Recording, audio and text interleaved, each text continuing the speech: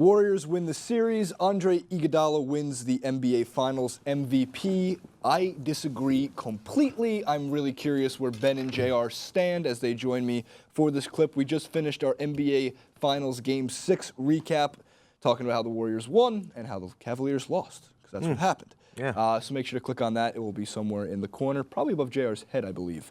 This episode is brought to you by Squarespace. Start building your website today with a free trial at squarespace.com/TYT. Squarespace, build it beautiful. Onwards. First, before we get into anything else, I want to show you guys how the MVP voting broke down. I found this very interesting, especially the two local markets votes. 11 media members voted for the NBA Finals MVP for 2015. Sam Amick from USA Today voted Iggy. Steve Ashburner from NBA.com voted for LeBron. Howard Beck, Bleacher Report, LeBron. Ken Berger, blah, blah, blah. The two I find very interesting. Jason Lloyd, Akron Beacon Journal voted for Iguodala, and as well as the San Francisco Chronicle's local market. More surprising that the Akron Beacon Journal didn't side with LeBron. I guess that you get one from each local media membership. Ben, do you know more about this? Or no, I think it's strange that the voting is just 11 guys, right? I mean, we probably could have more people vote on this. Yeah. A lot more NBA writers. I think we can expand this pool. We can probably get 50 writers in there. Chauncey Billups was on ESPN, made a really good point that maybe at least 5 finals MVPs, former MVPs, could vote on this. That's an interesting way to think about it. Chauncey Billups, obviously a former finals MVP. Collectively, maybe the fans get one vote? No. Fans are stupid, actually. I'm sorry, I hate saying that about them, but fans are very ill-informed. But it's just true. And they're completely biased. There's a ton of incredibly well-informed fans, but if you open it up to all fans, then you're... There's a lot of bias, and there's a lot of... That's fair. Anger, you know.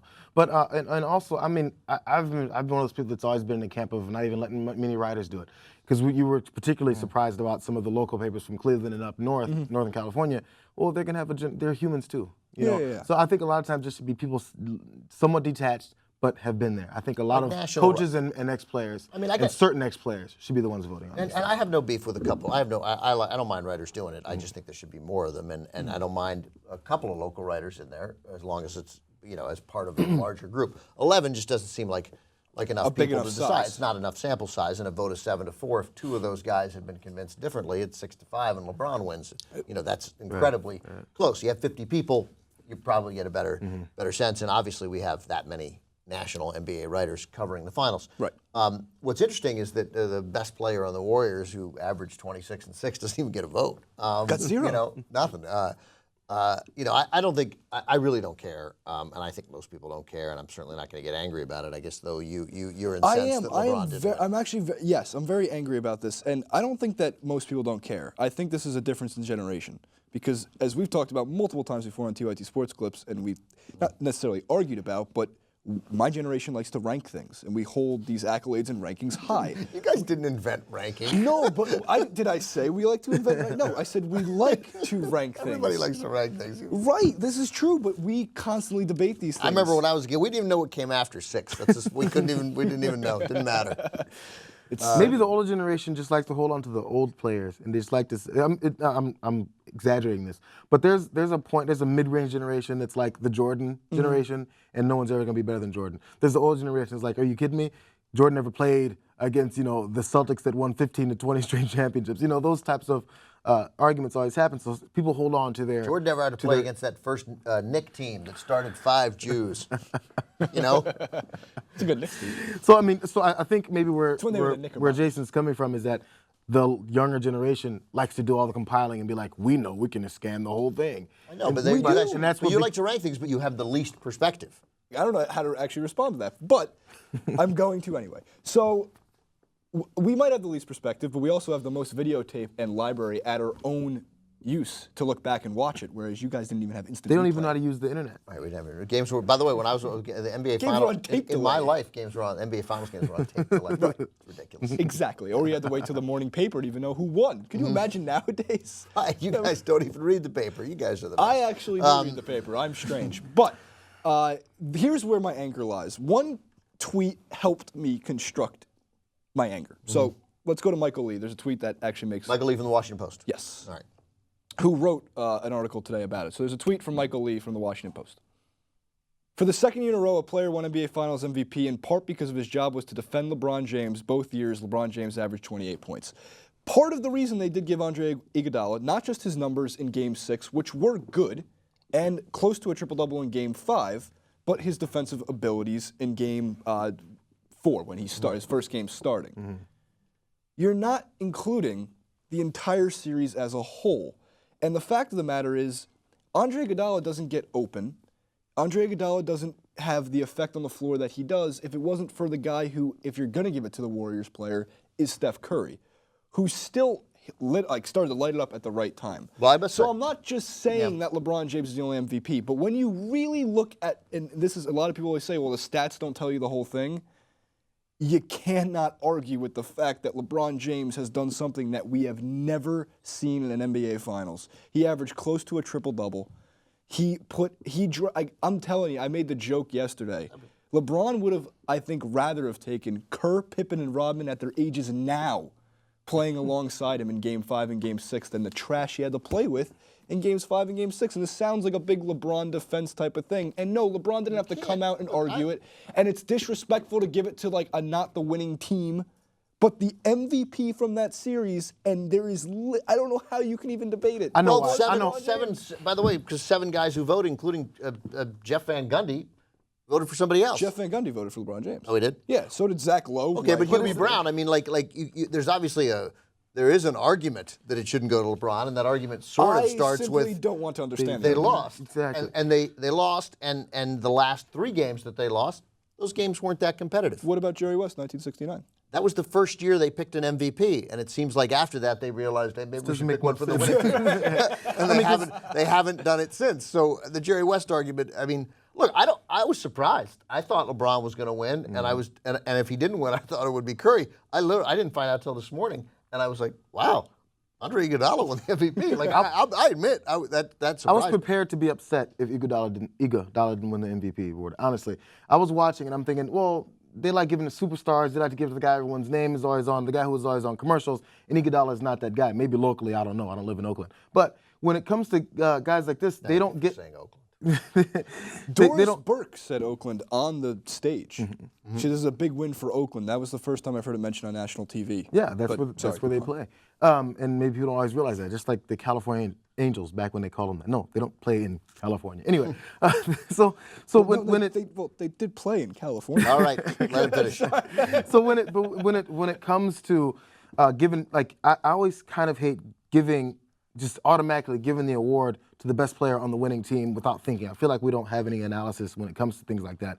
And yeah, Steph Curry had a great stretch of games, but when this series changed is when Iguodala had put his fingerprint on it. Defense means a lot. LeBron James scoring over 28 points a game, I think is what the average they were talking about was. He averaged, guess what? He needed apparently 35. He didn't score enough. That's what he averages always. Yeah, and the argument of the best player on the team that did way better than we thought, I mean, check it.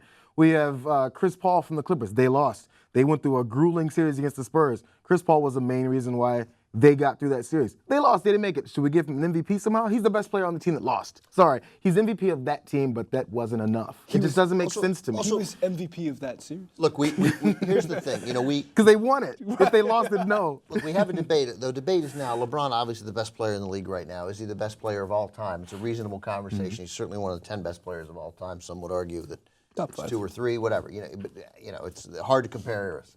Even though I know you guys love to rank it, and you guys know best. We just had the most to watch at our disposal.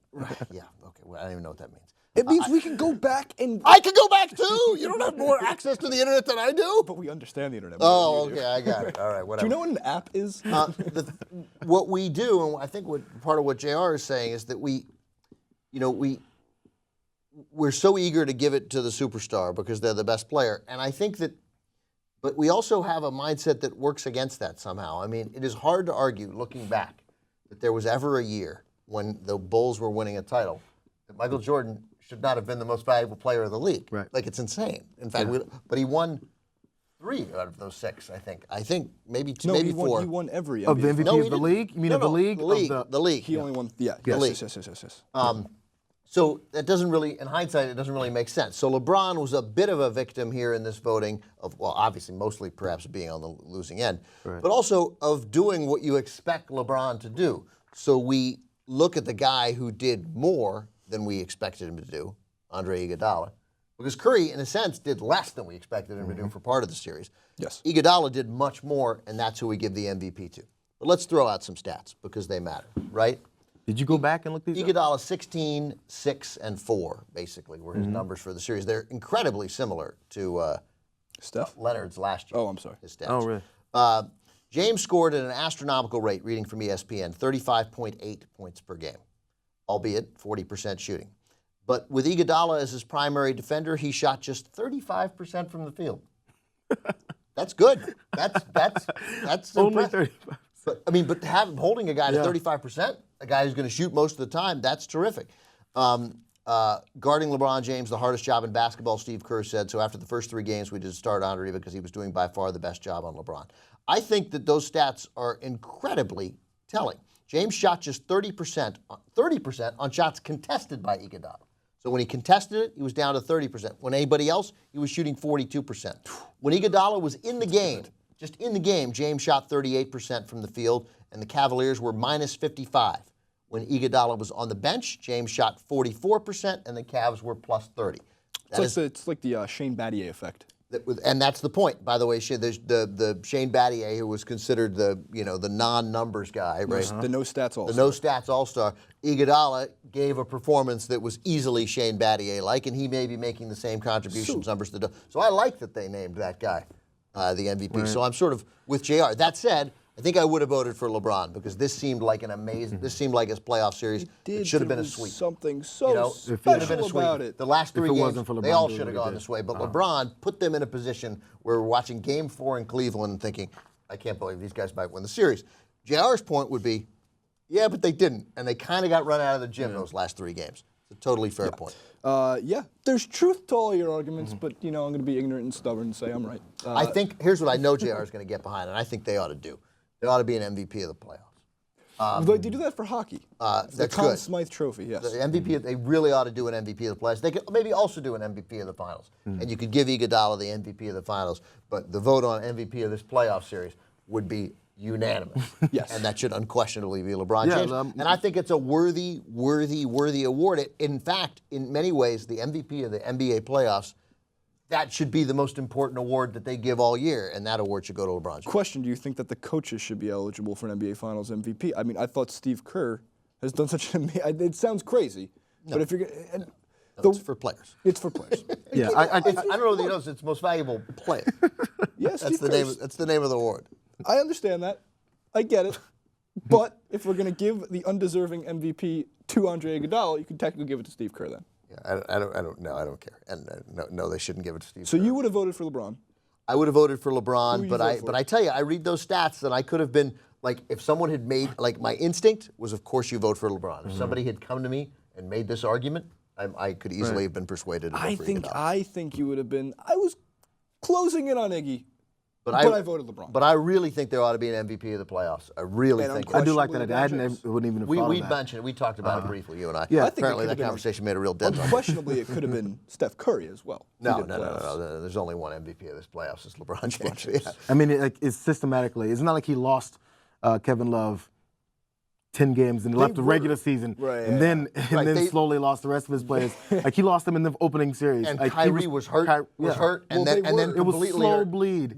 And then finally, only at the end was he was like, okay, I can't do it anymore. I literally can't do it. Going into Game 4, LeBron was 4-0 without Love and Kyrie in the lineup for the playoffs. That is an outstanding. And his numbers were the triple doubles he was throwing up, and just the shots he made. He was an assist and a half shy of a triple double average. It looked like a guy who ran out of gas, but it may have just definitely did look. He's definitely going the way of the shaved head next season. There's not going to be much hair left on that head.